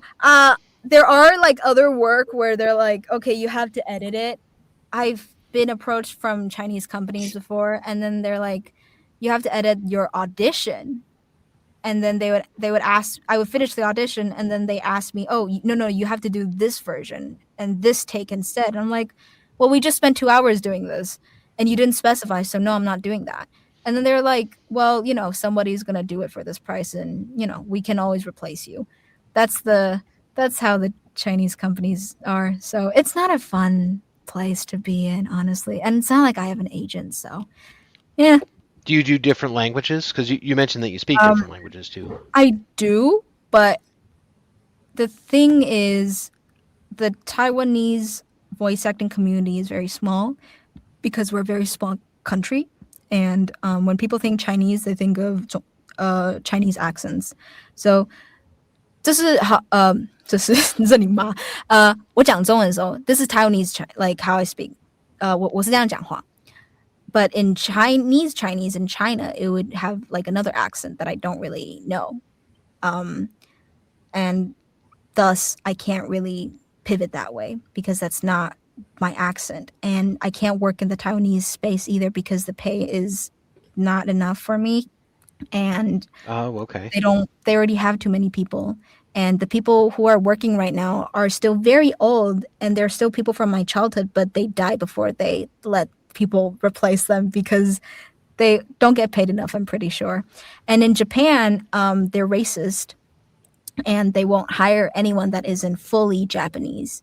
There are, they would not hire me as a gaijin. They would not hire me even, like, it's not a skin thing. It's like they are only hiring people from Japan and fully Japanese. Even like if you're half, you know, if you're mixed, some like I only know like one mixed voice actor in Japan, and he's the current interesting. He's the current Frankie, but he also did blackface, so not cool. Yeah. I guess that's harder to see when you're doing, voices Yeah. and stuff. So, but that's interesting. So there's not a lot of opportunity in different languages for this. So it's like doing English, and you have a whole community that's doing English dubs in Taiwan. Exactly. Well, no, not Taiwan. Taiwanese people want to hear Taiwanese or Chinese, and that's its own thing. But like I said, our country is really small, and I can't fit in because there's people who's already before me. You know, like they're not gonna give me that job either. Like I know So you got to earn your spot. Yes, but even if I earn my spot, it's not enough money. Yeah, of course.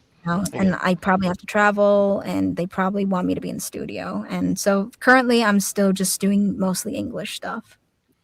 So let me ask you this then, because this may tie back into the tarot stuff. If you had to pick a character from the Turtles verse, it could be from any incarnation, rise or otherwise, that you would be the voice of, who would you cast yourself as? I'm really good doing Miss Cuddles from Rise. Miss Cuddles? Okay. Yes! What's wrong, Laffy? Are you a little scared? But Wow, that's fantastic. Thank you. But it's really funny because this is how I normally sound like, and then I would do like really high pitched stuff. And they're like, wait, what? I'm like, yeah, dude, this is my job, dum dum.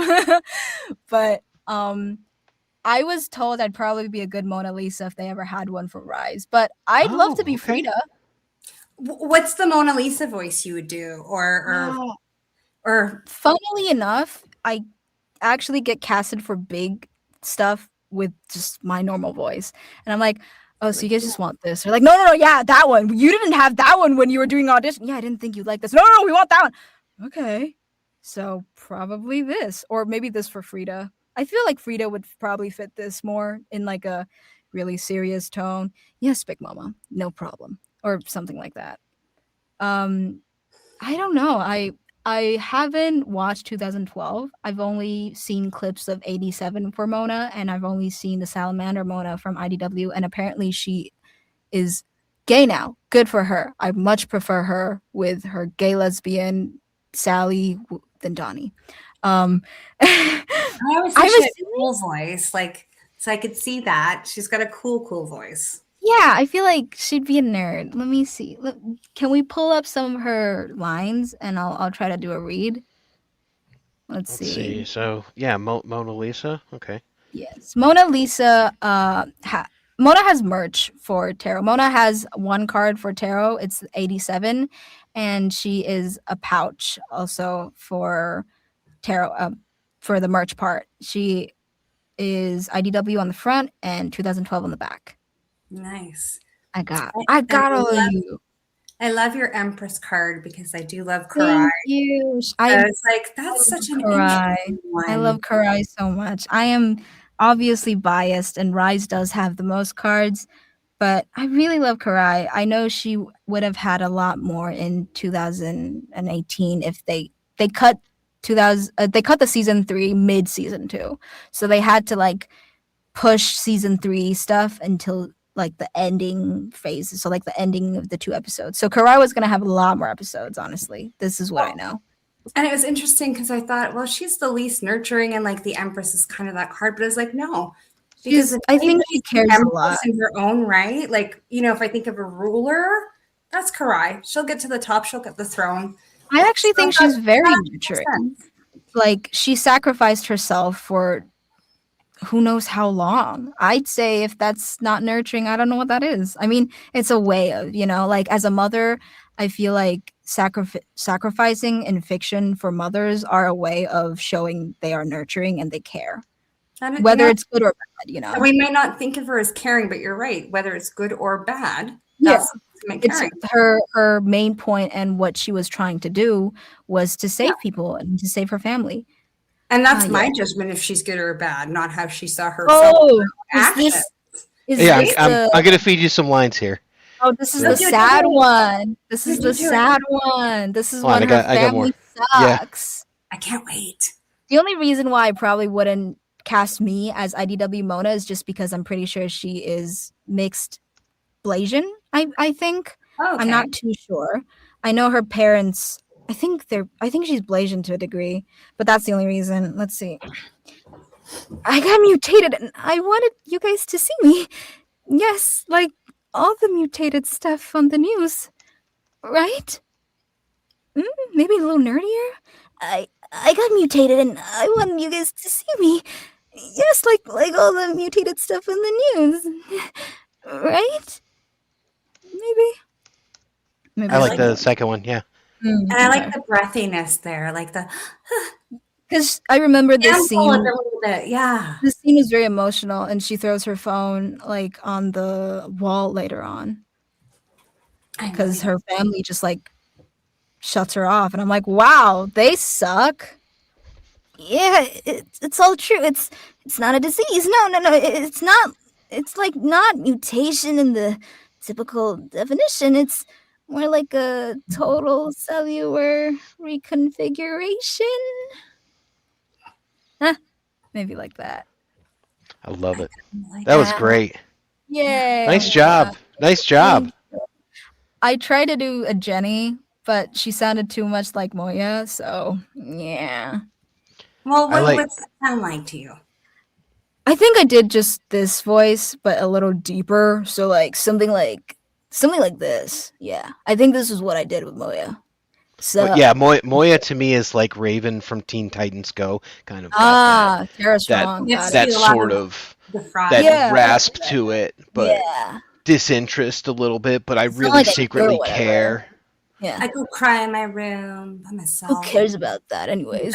Good job, Uno. You know, like that sort of flavor like, to it. Girl. I had fun with the kids. They were one of the last cards I did because I wanted them to be a set together. Since so it took a while, and I asked Bishop. I was like, "Hey, would you rather them eating together or fighting together?" And he's like, "They both sound really good." And I'm like, "All right, I'm just gonna do eating then, because fighting would be a little hard." I was thinking food fight, but that'd be messy. Yeah, that would be messy. And in the apocalypse, they'd probably get their ass beat by Grandma April if they did that. Yeah, absolutely. Grandma April, I broke another glass. Oh no! What do I do? I will tell you, I totally got my Odin voice from a show on PBS called Arthur. They have a character named Binky, and that is 100% where I got it. I know the character, I don't know the voice, but I can see that. Yeah, like the huge giant. He's got the underbite and all that, so I'm like, oh yeah, that's totally Odin. You know. Sure. Odin's such a sweetie. He's really cute. Yeah, he's awesome. This has been fun. This is a lot of fun. But all fun things have to come to an end. Now, you mentioned that you don't eat cheese. Yes. So I'm wondering about pizza. Is there a version of pizza that you like? Is there like something along? I don't like American cheese. I found me being able to consume other cheeses like Mexican cheese. I think it's just the American plastic cheese that makes me really icky. I'm like, oh great, that smells gross, and it makes me want to throw up. Arabic halloumi. It's like I don't know that one. I haven't tried that one, but I think melted cheese I'm not the best with either. Okay. So maybe not that. A grandma slice in New York is pretty much just a margarita, but like with garlic and a lot more sauce, I feel like. And that's my nightmare. I don't eat tomato sauce. Oh, so I see. That's what I like. Probably cheese up and I scrape out the tomato sauce. Oh, I'm the opposite. I would like scrape the cheese off and just, if I could, just keep the tomato sauce. Hey, it works out for us. It does. I'd be like, "Do you want your cheese? I was like, it. Yes. Yeah, I'll take all your sauce. Here, spread it out. Works out for me. That's fantastic. Just because every episode does feature a pizza recipe, so now I'm gonna have to find a somewhat cheeseless pizza for you. Or you can just ramen pizza, or would grandma's slice is good enough. Grandma Slice of pizza. Kai We'll with a find her good C. I recipe. know I keep on saying my name. It's Kai with a C. It's Mordecai. Who everyone's like, oh, Kai with a K. No, the only reason I did Kai is because the kids I used to teach can't pronounce Mordecai. Good gods. Mordecai, put the phone away. It's You're a regular that's show cool fan. name, though. Yeah. I didn't know that quote, but yes. Whoa. Whoa. Yeah. All right, Lydie, do you have any follow-up questions for our friend Mushroom Grenade? Okay, we often ask things like, it's a personality test. Does, pineapple belong on pizza? Oh, you went there. In this case, yeah, I won't go there because I have my own answer to that. Actually, I can answer that too because, Oh, but I will okay. answer both your questions. Okay. In Taiwan, we fucked up pizza way more than just pineapples. So if I'm gonna see pig blood on pizza, yeah, why not? I'm not gonna consume it. Yeah, How do you even? I probably pronounce like pig blood blocks. Let me see if that's the 猪血 I'm Polish, so I'm familiar with cooking with that, and that sounds nasty. And I'm Arabic, and we don't cook. Well, it depends who. Pig blood We cake. don't cook with pig, so. Pig blood Pig cake. blood It sounds like blood kishka with us, which is a Pizza. blood sausage, but I'll DM you a picture of it later. But yeah. Oh wow. Taiwanese people have been doing Pizza Hut in a really weird way, and that sometimes includes pig blood cake. So if people like that, hey, I'm not Italian, so I'm not gonna kill anyone. So yeah, sure, whatever. Donnie doesn't like it, and I all can't. Mikey would eat it. Yeah, I mean, Mikey Probably. every version of Mikey Leo would eat that.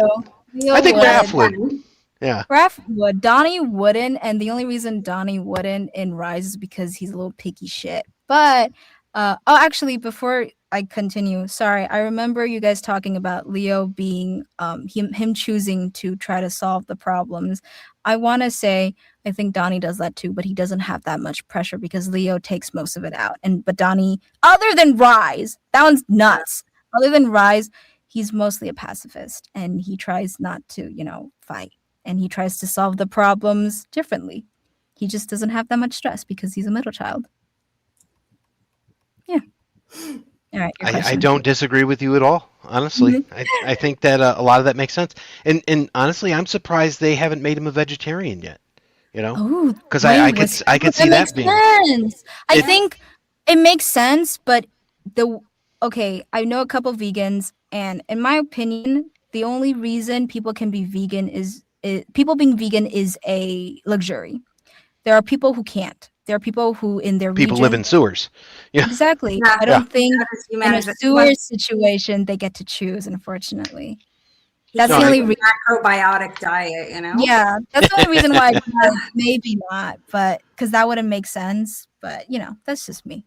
Like in 2012, where they're eating sewer slime and Yep. worms. Yeah, I remember. that's fantastic. Yeah. So everybody should go out there and they should check out. You've got your website, which is mushroomgrenade.com. We've got TMNT I believe, is also. TMNT. Let me check. TMNT. TMNT Tarot.bigcartel.com. Prophecies Untold. TMNT Tarot deck made by Mushroom Grenade. Pre-orders from April 1st to May 1st. Depending on sales, I might extend it a bit. I did not know it was tax season. I am not American. Well, that's a good thing because after today, people will have their tax refunds. Yes, So, yeah. pay me to make your turtle stuff. Honestly, I don't think I'm gonna make a turtle stuff like this anymore unless I get hired by TMNT themselves. Because let's face it, what other project can I do that includes every iteration like this? Just plushies. That's it. Now you can make favors plushies. Well, plushies, nobody's gonna buy them. No, I know. Yeah. Right. But, so turn a maybe profit. They should hire you because nobody else knows what they smell like. I do. That is true. I do know what they smell like, and I am a big nerd. Kevin, hi. Kevin Eastman, Peter. Hi, Kevin. Hi, Kevin. Guess what? I'm Mushroom POC. I'm POC. I am queer. I am great representation, like Sarah Myers. Very good voice actor.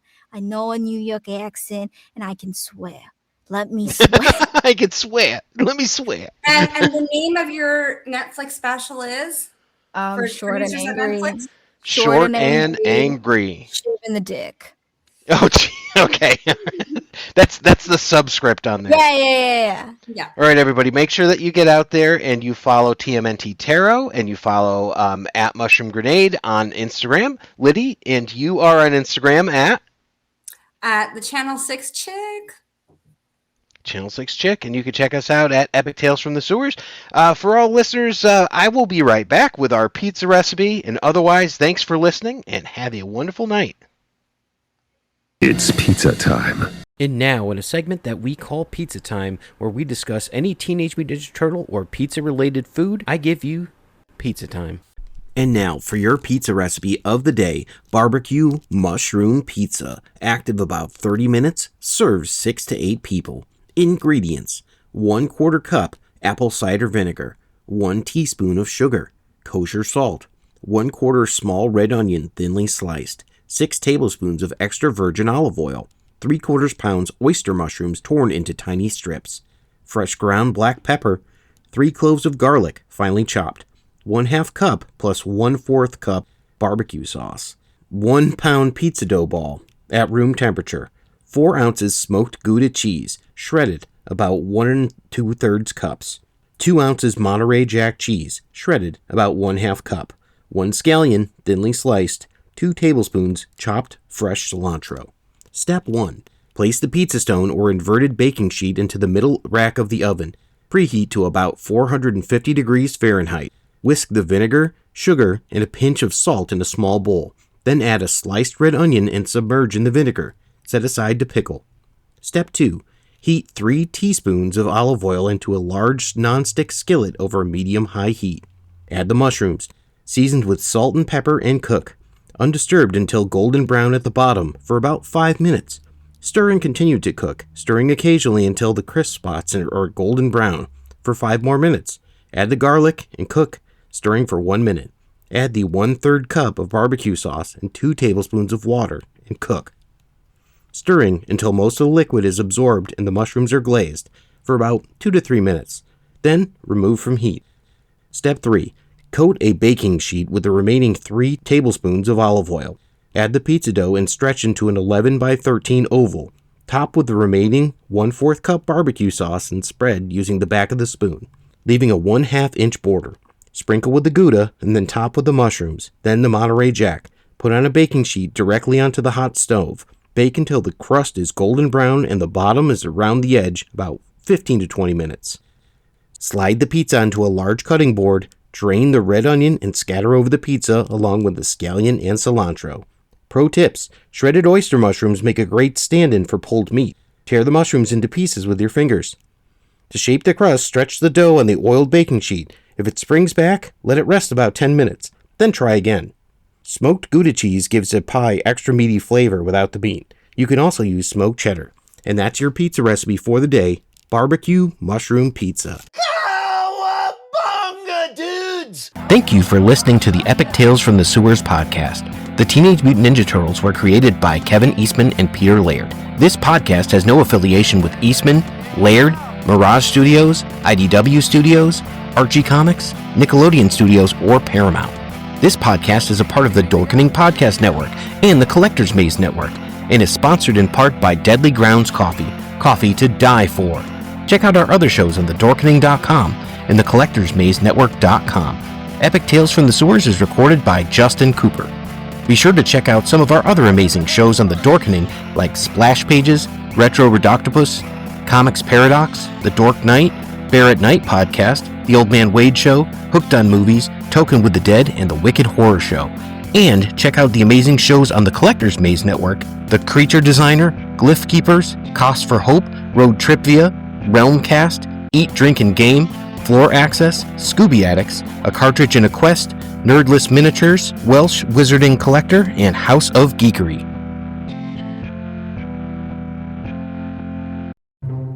Everyone thinks because you're a zombie, you don't know good coffee.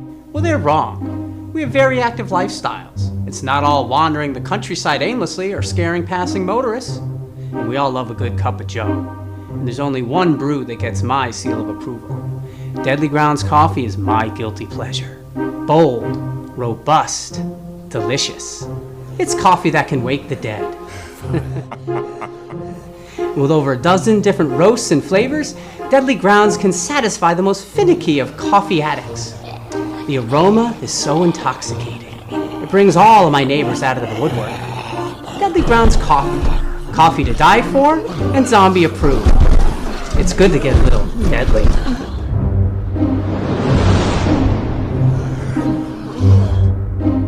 Use the front door! Oh, they're so disgusting. Greetings and shabebans! We are the Retro Reductibus Cephala Podcast, a long-form bi-weekly show that celebrates all the things that made growing up awesome. Yeah, that sounds good, but I don't know what all those words mean. I think what Parasite Steve's trying to say is that on Retro Reductibus we explore a range of retro goodness, from toys, video games, and movies, to cartoons, and even snacks and school lunches. Oh. And we do it all with a positive spin, a slew of killer guests, and some very adult language. And you know what else is cool? No. This crazy show is part of the Your King Podcast Network with new episodes every technical Tuesday. What's that? And if waiting 2 weeks for a new episode gives you a sad, know that we drop bonus episodes all the time, like the off-format Crow's Nest and an interview series we call The Brig. You can listen to Retro Octopus on Apple Podcasts, Spotify, Stitcher, or any app that's cool enough to carry the only show that celebrates all the things that make growing up awesome.